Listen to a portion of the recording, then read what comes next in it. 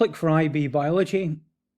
Here we're studying the coronaviruses, and in particular, of course, SARS-CoV-2. There's a PDF blank in the description that you can use to annotate your own notes, and then a quiz that you can take to determine your own learning. I've provided a prompt structure so that you can begin your own detailed research, and then there are links to other videos in the end screen. So let's take a look at coronaviruses. Now, coronaviruses, corona refers to crown, and it's referring to, if we look at the image here, this electron micrograph, this is the viral capsid here, and we can see in the surface structure this array of spikes, each with this kind of globular structure on the end, the so-called corona. Now, coronaviruses include the SARS, but also the MERS viruses. We're going to focus here on SARS-CoV-2, the causal organism of the 2019 going forward pandemic. This is a single-strand RNA in the plus sense, and it's also an enveloped virus.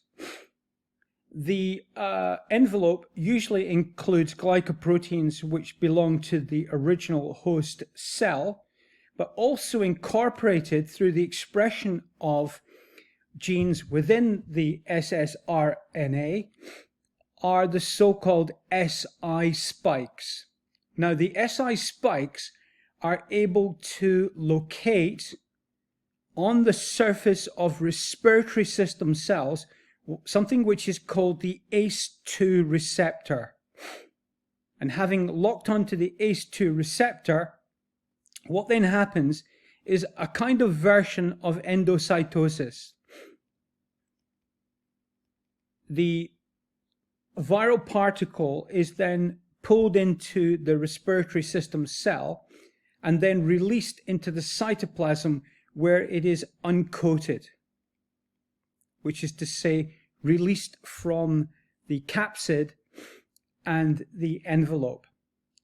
What then happens, of course, is that it will then hijack the DNA replication, RNA replication mechanisms, and the ribosomes of the respiratory system cells to build new capsids before beginning its exit from the cell in the lytic cycle, which ends up causing the tremendous damage which we are all aware of that occurs with a SARS-CoV-2 infection. In other words, you have what most people would call a COVID-19 infection. The size of the particle is somewhere between 60 and 140 nanometers, and it's got just short of 30,000 bases in its genes.